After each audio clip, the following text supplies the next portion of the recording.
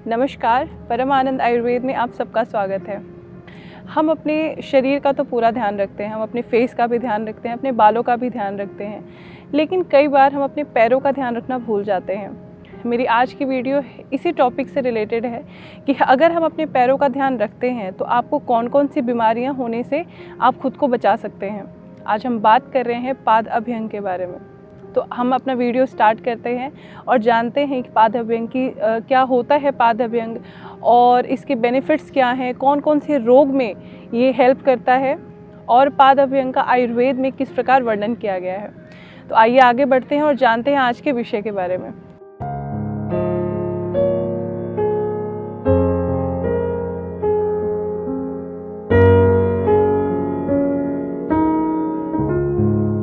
तो सबसे पहले तो मैं ये बताना चाहूँगी कि पाद अभ्यंग होता क्या है।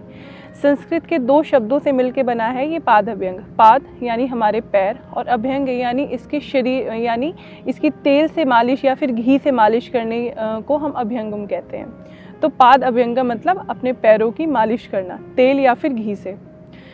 अब बात अगर नेक्स्ट क्वेश्चन ये आता है कि ये क्यों करना चाहिए, तो इसका जवाब आगे अभी आपको वीडियो में दिखेगा।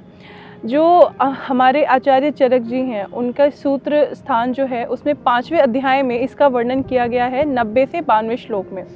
आचार्य चरक जी कहते हैं कि खरत्वम स्तब्धता रौक्ष्यम श्रम सुप्तिश्च पादयो, यानी खरत्वम यानी खुरदुरापन, जो आपके पैरों में खुरदुरापन होता है।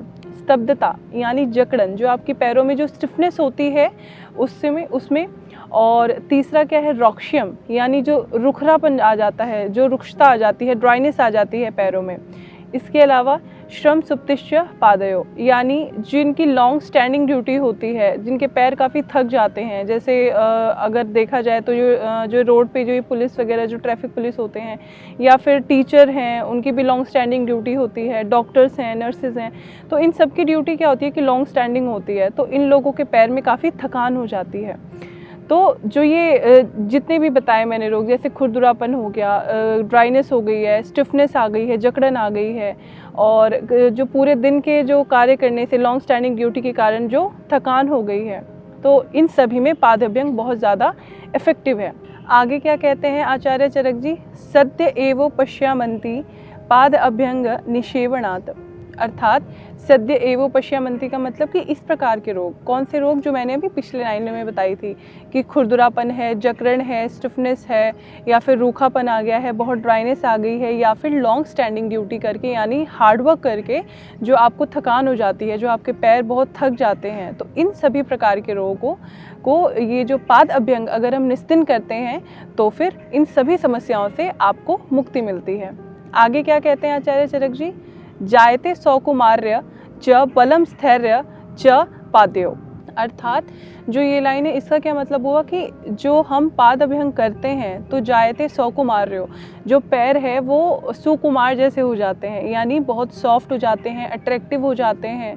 और च बलम स्थैर्य च पादयो, यानी बलम यानी आपके जो पैर हैं उनको बल मिलता है, उनको ताकत मिलती है, और स्थैर्य यानी उनमें स्थिरता आती है, बैलेंस बनता है। तो इसमें अगर जो पाद अभ्यंग जो हमेशा करते हैं, डेली करते हैं, तो उनके पैरों को बल मिलता है और सुकुमार जैसे, जो सुकुमार होते हैं उनके जैसे पैर हो जाते हैं, बहुत सॉफ्ट हो जाते हैं, उसमें कोई प्रॉब्लम नहीं होती।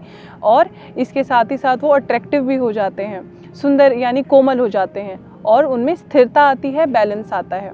आगे कहते हैं आचार्य चरक जी, दृष्टि प्रसादम लभते मारुत च पश्यामंती, यानी दृष्टि प्रसादम मतलब दृष्टि, हमारी आँखों से रिलेटेड जो भी प्रॉब्लम्स होती हैं, आँखों या वो हमें जैसे आँखों से पानी आना, दिखाई बहुत कम दिखाई देना, या फिर आँखों में ड्राइनेस हो जाना, इसके अलावा और भी बहुत सारी जो भी आपकी दृष्टि से रिलेटेड, आपकी आइज से रिलेटेड जो भी प्रॉब्लम है, तो उसमें पाद अभ्यंग बहुत इफेक्टिव है। इसके अलावा आगे क्या कहते हैं, मारुतश्च पश्यामंती, यानी मारुत मतलब हवा, वायु से रिलेटेड जो भी प्रॉब्लम है, आपके पूरी बॉडी में जॉइंट पेन हो रहा है, ड्राइनेस हो गई है, आपकी बॉडी में वात से रिलेटेड, वायु से रिलेटेड जो भी प्रॉब्लम होती है, तो उसमें भी पाद अभ्यंग बहुत इफेक्टिव है, इस प्रकार के सभी रोगों को नष्ट करता है।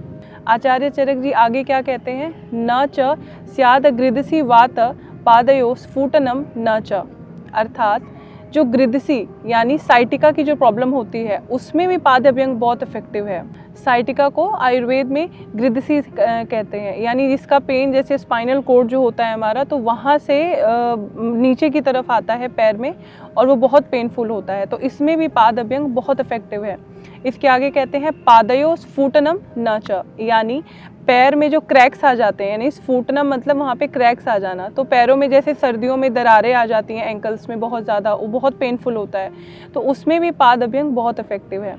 आगे कहते हैं न सिरा स्नायु संकोच पाद अभ्यंगेन पादयो, यानी सिरा यानी जो हमारी जो नसें हो गई, तो उसमें भी जैसे कई बार ब्लॉकेज आ जाती है, स्वेलिंग आ जाती है। वेरिकोज वेन इसका सबसे अच्छा एग्जांपल है, वेरिकोज वेन की प्रॉब्लम हो जाती है जिनको, तो अगर ऐसे व्यक्ति भी पाद अभ्यंग करते हैं तो उनको बहुत जो उनकी प्रॉब्लम है बहुत हद तक दूर हो जाती है। तो आचार्य चरक जी ने इन सभी श्लोक में उन्होंने यही बताया है कि आप कौन कौन से रोग में आप अगर पाद अभ्यंग करते हैं तो आपको बहुत बेनिफिट मिलता है। जैसे उन्होंने रोग बताए, मैं इन शॉर्ट बताती हूँ कि आपको अगर टायर्डनेस रहती है पूरे दिन काम करके, लॉन्ग स्टैंडिंग ड्यूटी है, तो आप उसमें पाद अभ्यंग कर सकते हैं।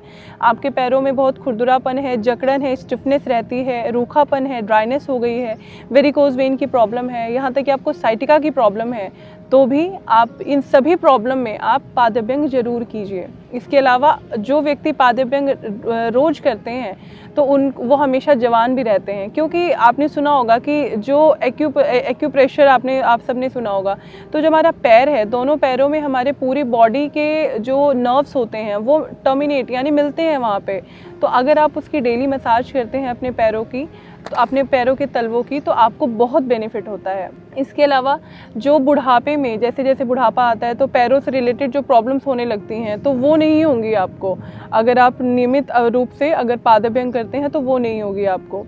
इसके साथ अब जैसे कुछ लोग पूछेंगे कि कब करना चाहिए, तो देखिए ये आप सुबह या फिर शाम आप कभी भी कर सकते हैं। रात को सोते समय अगर आप करें तो वो सबसे बेस्ट है, आपको इससे नींद भी अच्छी आएगी। अगर किसी को कोई टेंशन है तो वो थोड़ी दूर होती है, इसके साथ अगर किसी को इंसोम्निया की प्रॉब्लम है तो वो दूर होती है, तो ये बहुत इफ़ेक्टिव है। अब नेक्स्ट क्वेश्चन होता है कि कितनी देर करना चाहिए, तो ये ज़्यादा नहीं, 15 से 20 मिनट भी आप करते हैं तो वो भी बहुत इफेक्टिव होता है। 15 से 20 मिनट में आपने अपने दोनों पैर कर लिए, दोनों पैरों की मसाज कर ली, जिससे आपको इतने सारे बेनिफिट्स मिल रहे हैं। आप हमेशा खुद को यंग रख सकते हैं, आपको इतनी सारी जो प्रॉब्लम्स हैं वो नहीं होंगी, वात से रिलेटेड जो प्रॉब्लम्स हैं वो दूर हो जाती हैं, तो आप पाद अभ्यंग क्यों नहीं करेंगे। तो आप डेली रात को सोते समय पाद अभ्यंग जरूर कीजिए, इससे आपकी जो प्रॉब्लम्स हैं वो ठीक होती हैं। अब मैं थोड़ा सा according to modern medical science बताना चाहूँगी कि पाद अभ्यंग कौन कौन से रोगों में वो भी एडवाइस करते हैं। जैसे अगर किसी को डायबिटिक रेटिनोपैथी की प्रॉब्लम है, किसी को डायबिटीज़ है, इसके अलावा पार्किंसंस में, डिप्रेशन में, इंसोम्निया में, ये जितने भी रोग हैं इन सब में पाद अभ्यंग बहुत ही इफ़ेक्टिव है। तो आप सब पाद अभ्यंग जरूर कीजिए। तो अगर आप चाहते हैं कि आप हेल्दी रहें, कोई बीमारी आपके आसपास ना आए, आपके पैर भी स्वस्थ और सुंदर रहें, और सिर्फ 20 मिनट के पाद अभ्यंग से अगर आपको इतनी सारी समस्याओं से आप खुद को दूर रख सकते हैं, तो अपने डेली रूटीन में से सिर्फ 20 मिनट निकालिए और रात को सोते समय 20 मिनट अभ्यंग कीजिए। और किस चीज़ से करें, तो आप तिल के तेल से, सरसों के तेल से, या फिर आपके घर में अगर घी अवेलेबल है तो आप घी से भी अभ्यंग कर सकते हैं। तो इन सभी जो प्रॉब्लम मैंने आपको बताई हैं, आपको नींद नहीं आती, डिप्रेशन है, पैरों में प्रॉब्लम है, जॉइंट पेन है, तो इन सभी में ये बहुत इफ़ेक्टिव है। तो आप इसको ज़रूर अपनाइए। और मेरी वीडियो कैसी लगी इसे कमेंट सेक्शन में बताइए, और मेरी वीडियो अच्छी लगी तो इसे लाइक भी कीजिए और शेयर कीजिए। और अगर आपने अब तक हमारे चैनल को सब्सक्राइब नहीं किया तो हमारे चैनल को सब्सक्राइब भी कर लीजिए, ताकि अगली बार मैं कोई भी आयुर्वेद से रिलेटेड वीडियो लेकर आऊँ तो आप घर बैठे उसकी पूर्ण जानकारी ले सकें। अगली बार फिर मिलती हूँ आयुर्वेद से जुड़े कुछ नए तथ्य लेकर। तब तक के लिए धन्यवाद।